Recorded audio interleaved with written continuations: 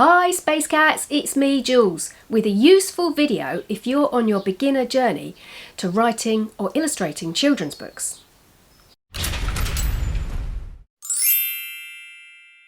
I've spoken before on blurb or your elevator pitch and also made videos on age range. Both essential, but one other thing you're going to need to know is your genre. This is incredibly useful whether you are self-publishing or traditional publishing, because when you're talking to people, you're going to need to neatly and succinctly pigeonhole exactly what you're doing.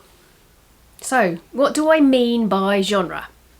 One way of looking at it is a sort of umbrella of these four things. Concept, predictable, narrative, informational.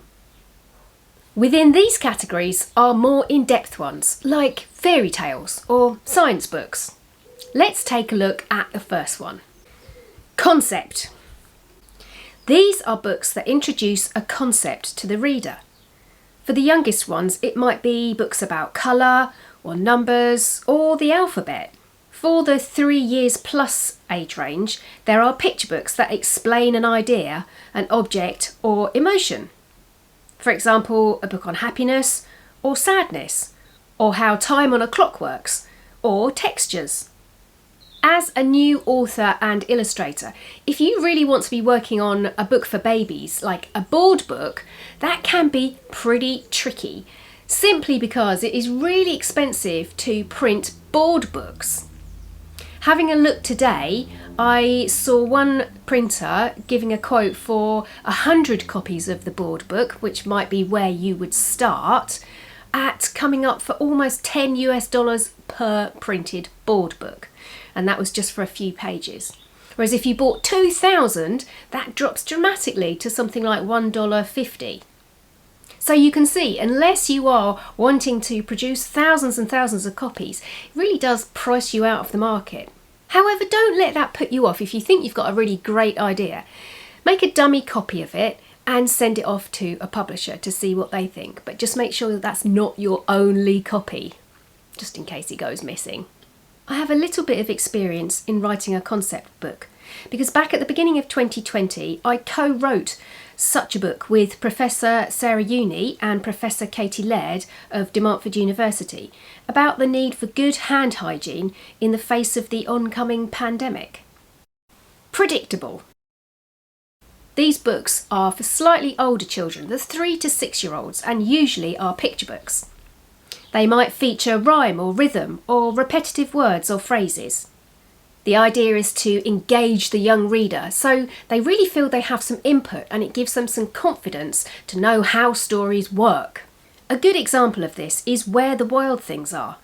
The text is well organised and predictable because it repeats words and phrases, allowing the reader to think ahead and predict what's going to happen next.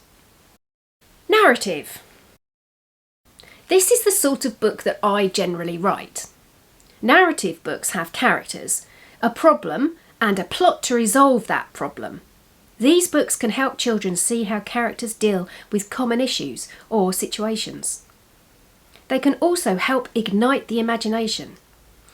Further examples within this category might be classic stories like The Railway Children, or fairy tales, funny stories, stories about adventure, books on travelling or moving to a new country.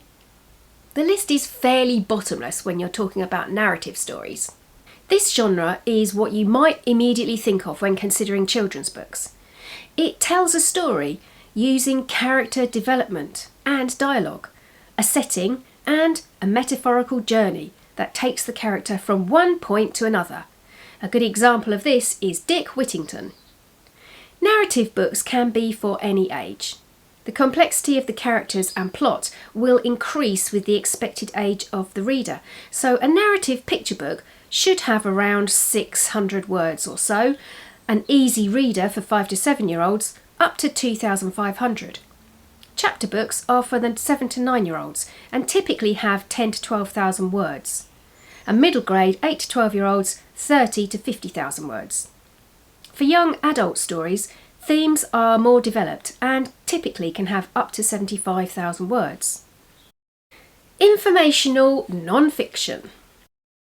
The last genre to have a look at is informational, otherwise known as non-fiction. These books can also span a great age range, from picture books to young adult, increasing in complexity as the reader grows older. These books are usually organised into sections and provide factual information. These are a great way to introduce science, history, art, cooking, really anything that the reader might be interested in. The key thing for this genre is to know your facts. Perhaps you're writing a cookery book or a book on engineering. Just make sure you've tried out your recipes first or know exactly how a jet engine works. Now you have an idea for your genre, you can dig a bit deeper. If you're hoping to self-publish on a print-on-demand or digital platform, you will probably need to think of keywords that describe your book. Is it sewing for beginners? Or friendship? Or fairies and elves? You might be given an option to put down a keyword, but what they really mean is a key phrase. You could ask a question. Ask yourself, what is it that your potential reader might be searching for to come across your particular book? After that overview on genres, you might be wondering what's next. Check out my books and publishing playlist for lots of other information, including this one on age ranges, because that can really stump some people. Hey folks, if you are as excited about books and art as I am, then you might be interested in these courses that will teach you what I know. Make a picture book step by step will help you go about writing, illustrating and publishing your own picture book. It's a comprehensive course, starting with making your key decisions and takes you all the way to making your print-ready copy. Do you need to know how to draw children, or dragons, or sea creatures? These shorter classes will help you do just that. Pop over to my website and see what's on offer. Go on, give it a go. Next week I'll be back in this studio getting my art materials out because frankly I'm having withdrawal symptoms from Inktense pencils. Until then, I'm off to manipulate a mango in Manchester. I will see you next week. Nanu nanu.